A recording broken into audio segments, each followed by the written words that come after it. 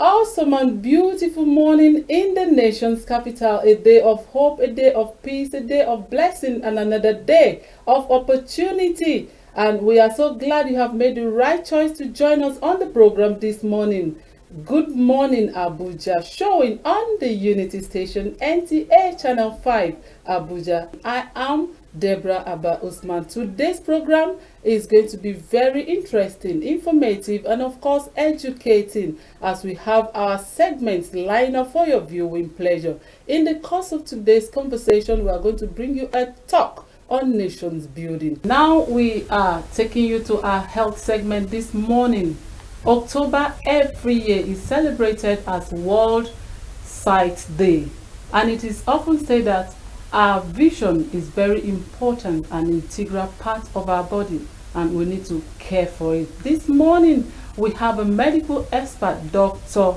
Chimeze Enwerem, to do justice to the topic of our eye. Doctor, you are welcome to the program Thank this you very morning. much, ma'am. Okay.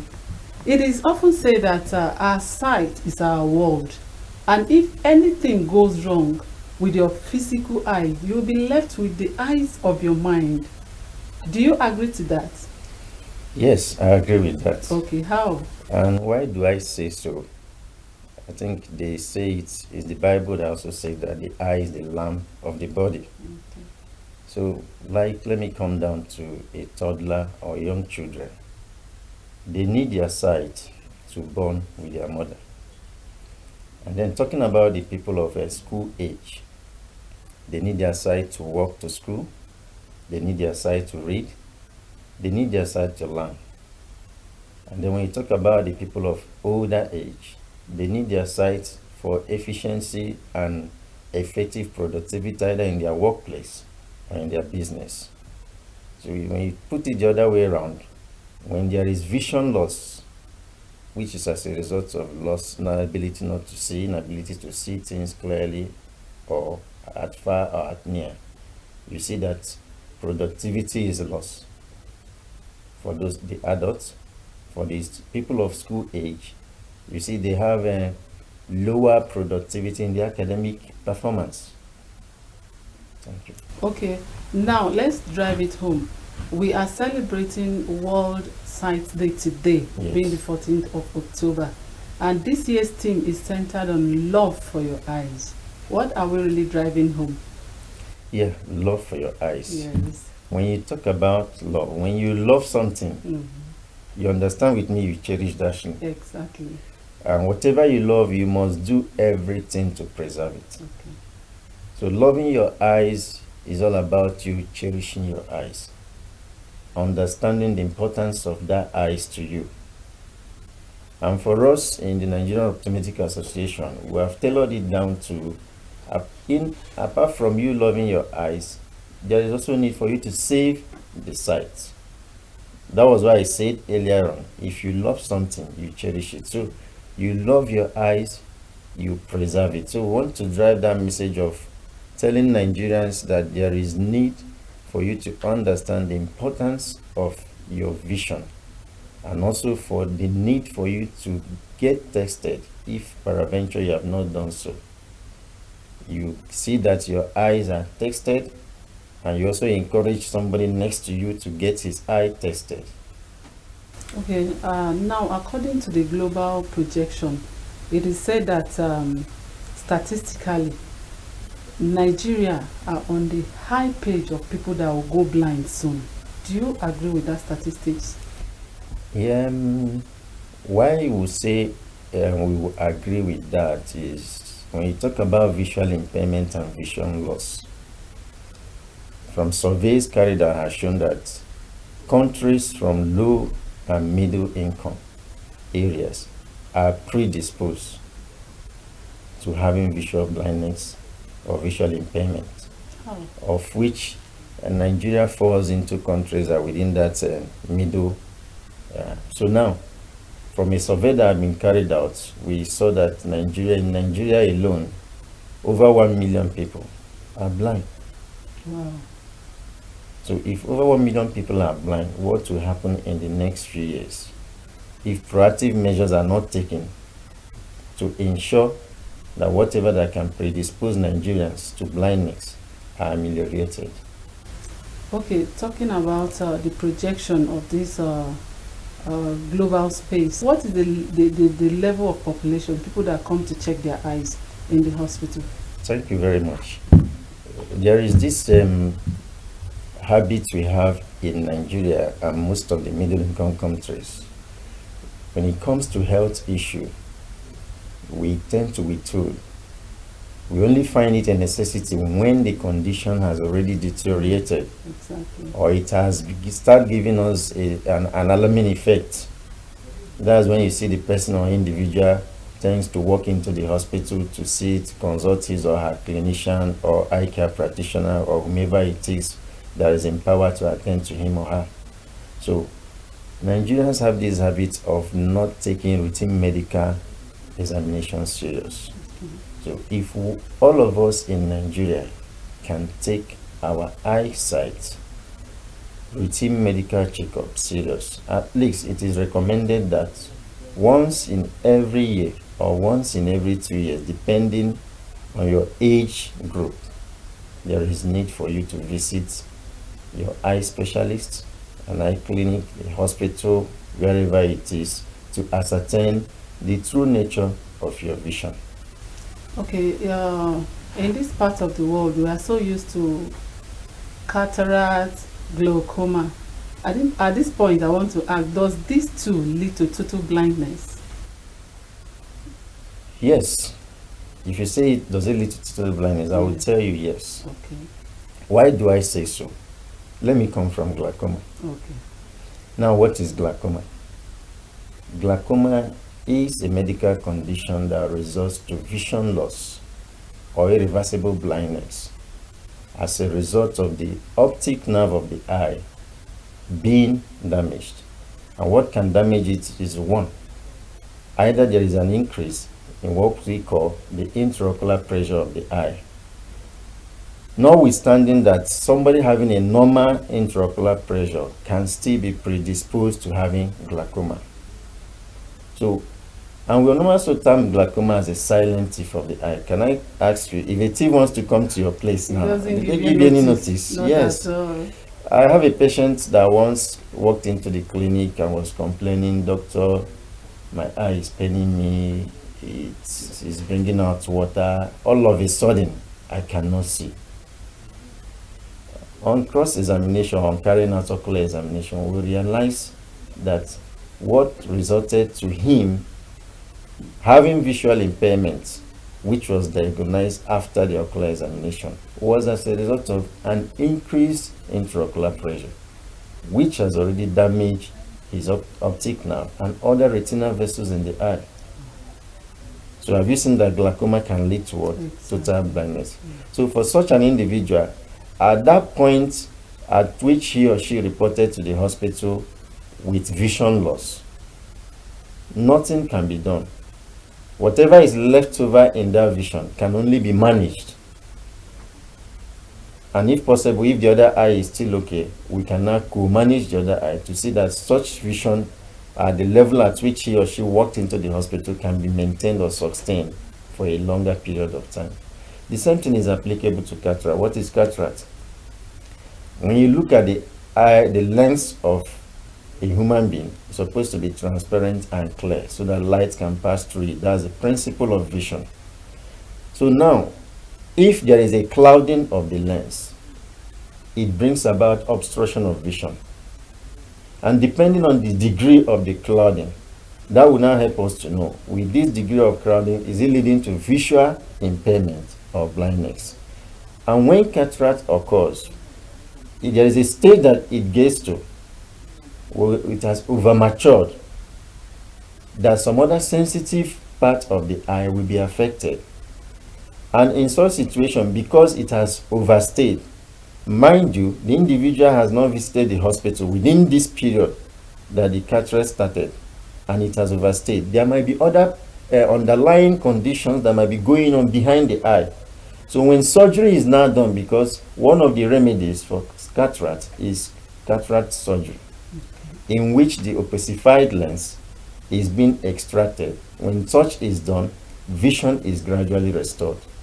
So, but in this case of an individual who has a matured cataract that has overstayed because of not taking good care of his eyes by going for routine medical checkup, and there were underlying conditions behind the eye, when the surgery is done and those conditions has eaten deep into those ocular structures, the probability of that person losing that sight completely is there.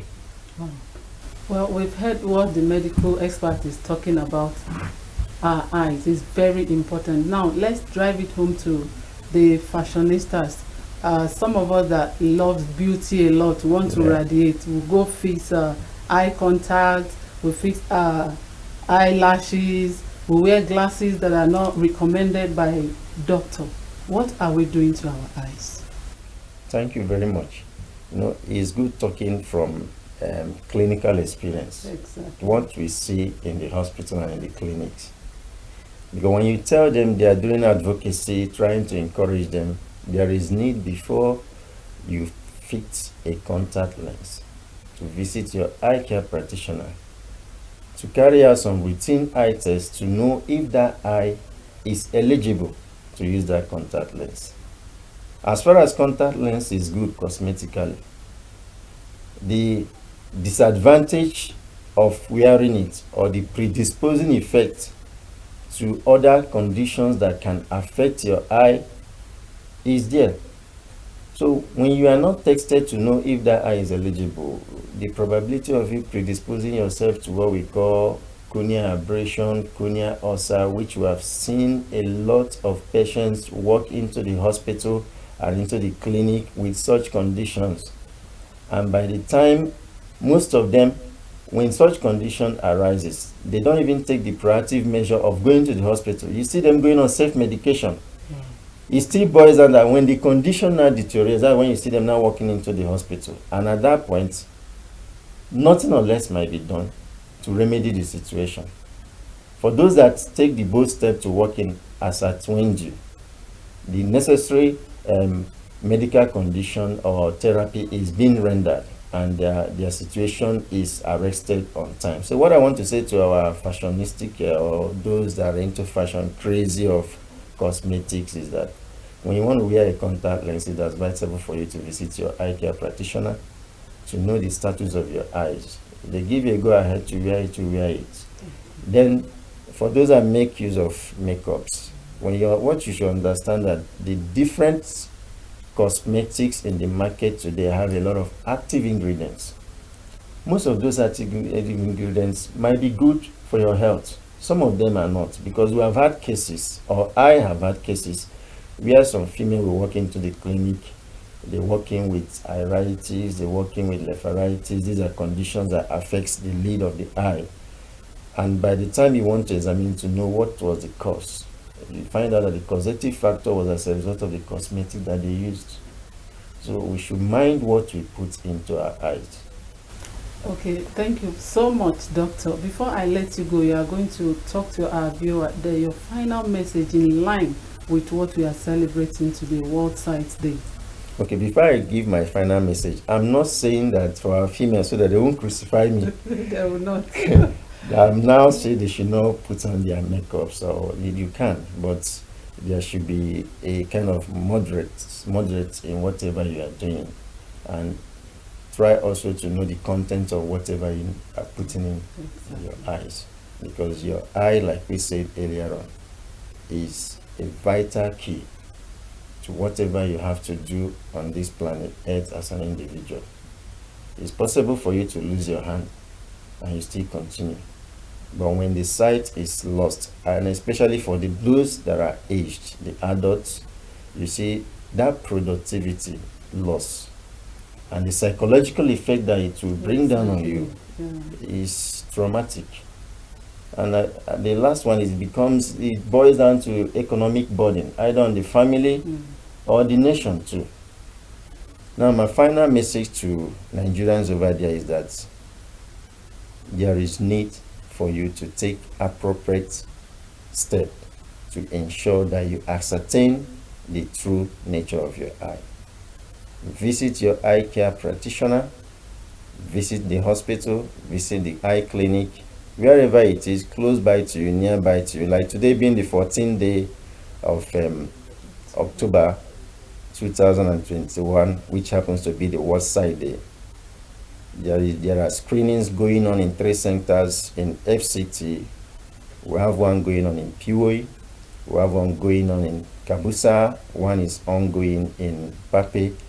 And there are nearby clinics in FCT that are open for free eye screening today. So try and take advantage of this day to know the true nature of your eye. Because when your eye is good, whatever things you have to do in life, every other thing follows suit. Thank you very much, and we appreciate your time and your thoughts on this topic we are talked about this morning, care of our eye. And we know that our eye is our world, our entire world in it. Thank you so much for taking your time to come talk to us on the program this morning. Thank you very much. Yes, we have been speaking with Dr. Chimeze Nwerem, a medical expert, and he has told us that our eyes is our world and we must take proper care of it. Do not go away. We are going on a short break. We will be right back. Welcome back from the break, and if you've just joined us, the program is still Good Morning Abuja, showing on the Unity Station NTA Channel 5 Abuja. Now, talking about nation building, it is said that nation building is the construction or restructuring of a national identity using the power of the state. The state of the development of our nation is a collective responsibility. And to further talk on this topic, nation building, we have a counseling expert with us this morning in the house in person of Dr. Jimmy Odeyemi. It is our pleasure to welcome you on the program this morning. You're welcome, Doctor. Thank you so much. Yes. So, tell us, who is Dr. Jimmy Odeyemi? I'm Dr. Jimmy Odeyemi, a trained counseling psychologist and a practicing counseling psychologist. I have served as a counseling psychologist, which they call guidance counselor in secondary schools, for about 29 years, and worked with Open University of Nigeria in Abuja as a senior counselor for 3 years. I left the organization in 2017 to set up my own private practice in Abuja. Since then, I've been counseling various clients. I've written so many books on guidance and counseling, and I've attended so many international conferences on guidance and counseling. Wow. Can you tell us that you have found fulfillment in what you've been doing since years back? Well, thank you so much. For one to have done something for more than 35 years, that means the person must have found it interesting, stimulating, fulfilling, and rewarding. I used to joke that counseling is the only thing that I know how to do. It's what I've been doing. And I can assure you that I have clientele all over the world. And that joy and the fulfillment is that people who seek our professional expertise have always given us a feedback of their satisfaction. That's why we keep on having clients and more clients and more clients all over the globe. Okay. Thank you. This morning we are talking about nations building. Okay. What is your take on that? What is nation building? See, any nation that is not being built, that means that nation is being pulled down. So nation building is a task that must be done by all citizens. Underline my word. Nation building is not the sole prerogative of the leaders alone. It's for both the leaders and the followers. And that's why it is incumbent on all Nigerians to ensure that we build this nation. We build this nation. How do we build these nations? Number one, you must realize your own potentials. With the knowledge you've acquired, with the knowledge you've accumulated all these years, you now plow them back into the development of this country. I always tell people the mistake I made, I don't allow others to make. If I made a mistake, I won't allow others around me to make that mistake. The knowledge I have, I make it available to others to leverage on it, to benefit from it, and to take off from that point so that they won't have issues. You see, we are lucky in this country. Nigeria is a beloved country. We got independence in 1960, became a republic in 1963. When we were growing up, some of the things we now take for granted were not there then. Education was not free then, and it was not relatively available. You could see so many universities in this Abuja. In my own region there was only one university. That is only the best could go for it. So what am I saying? Where we find ourselves, we need to consolidate on our gains. We need to consolidate on the advantages and make sure that we don't bring Nigeria down with our activities, with our utterances, and with our behavior. If you clean your own the frontage of your house, the whole Abuja city will be clean. If I clean my house, you clean your house, everybody cleans that. If I'm patriotic and I'm developing Nigeria from my own corner, I'm building Nigeria in my own corner, and everybody is doing that, Nigeria will become a great country. Exactly. As at now, less than about close to 10 people are in my employment that I pay. Those people have taken them out of unemployment market.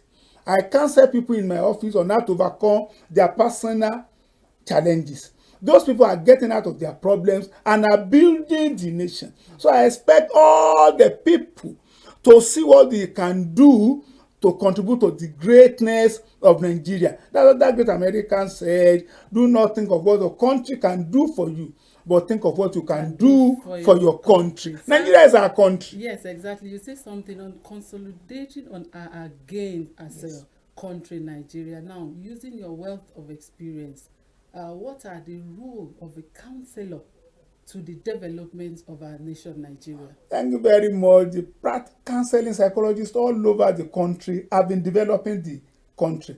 Let me start with educational counseling. Most of counselors are in schools. They are counseling our pupils, our students on how to study so that they be giving good account of themselves academically. Another thing, career choice. You see, I always joke with people, there are two things you don't make mistakes with in this world. You don't make mistake with your career, because that's where you spend most of your lifetime. You don't make mistake with the choice of the partner you choose. That's the man you will live with throughout your lifetime. So counselors have been equipping our students with career knowledge, so you can see that many people now that chose their career are finding fulfillment. That's why you are finding fulfillment in what you are doing here, because you've chosen your career by choice and because of your natural endowments and the knowledge that you possess. Not only that, in terms of mental health, counselors have been doing that, counseling people against drug abuse, counseling them on how to manage their time in order to avoid stress. Not only that, marriage counseling has been on the increase. We've been counseling people. If there is peace at home, there will be peace in the street, there will be peace in the country. And counselors have been doing that. Not only that, a lot of counselors are doing what we call rehabilitative counseling. You see, the fact that one is able today does not mean that they cannot be disabled tomorrow. So if on the unforeseen happens, how does he adjust? How does he acclimatize? How does he cope? It is through counseling that look, we have rehabilitative counseling, you can cope with this, these are the things you can go about it. The fact that you are blind does not mean that you've come to the end of the road. No. The fact that someone is physically challenged does not mean that he cannot become what he wants to become. So all these things are the works of counselors. Then even see our leaders. We always counsel them. A lot of leaders have written to them, governors, ministers, this and that, telling them on things they can do that can unite Nigerians more, on things that they can do to make Nigeria a better place. And that's one of the things we are equally doing here today. Exactly. That when we lead by example, when we try to bequeath worthy legacies to the incoming generations, it's better than pulling it down during our own time. Yes. When I became a counselor, the first person I worked with told me that Counselor Denny, don't let it be said that before your arrival, everything was peaceful in this organization. And I head on that thing. Till today, anywhere I go, I ensure peace and progress. Yes, talking about peace and progress. Nigeria at 61. Yes. Yes, a lot of agitations here and there, yet we are still together as one nation. What is your take on that as a counselor? You see, we need to be grateful to our forefathers who fought for the independence of Nigeria. We need to be grateful to all the leaders from 1960 till today who have worked tenaciously on the unity of Nigeria. Let me shock you and our listeners. Lord Lugard did not just amalgamate the northern and southern protectorates in 1914 for the fun of it. No.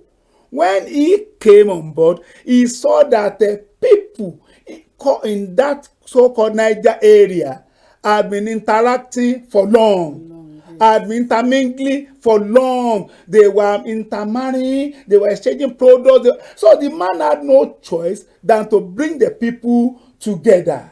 And that was why they collaborated together to fight for independence, and they got independence.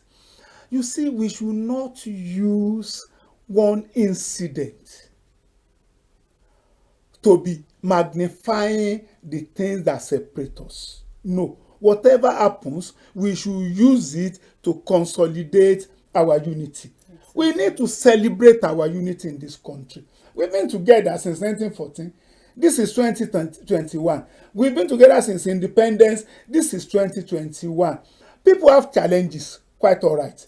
But I want to use this medium to appeal to our leaders to lead and rule in such a way to unite us. You see, a pampered child does not have a bright future. If you have many children and you are pampering one or pampering two, I'm telling you, you are spoiling their future. Expose them to the same training.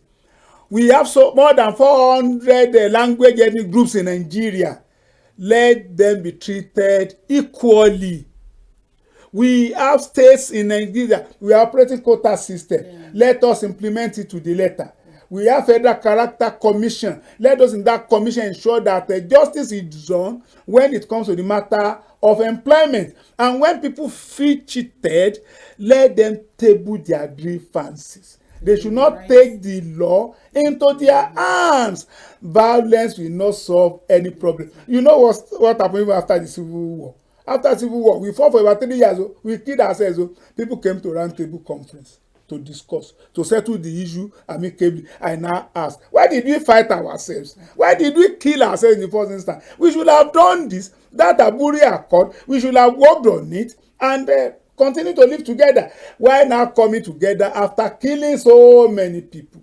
At the end of the day, whether those agitating for Oduduwa, Biafra, Boko Haram, whatever, we will still come together as one, and the country will move forward. Okay, now, thank you so much. You are really doing justice to our question this morning. Now, who do we channel our attention to right now on this topic that we are discussing, nation building? You see, it's the responsibility of all. We are all involved. Yeah. You won't believe it that a Judas, out of 12 disciples, can work for the death of the master. Just a Judas.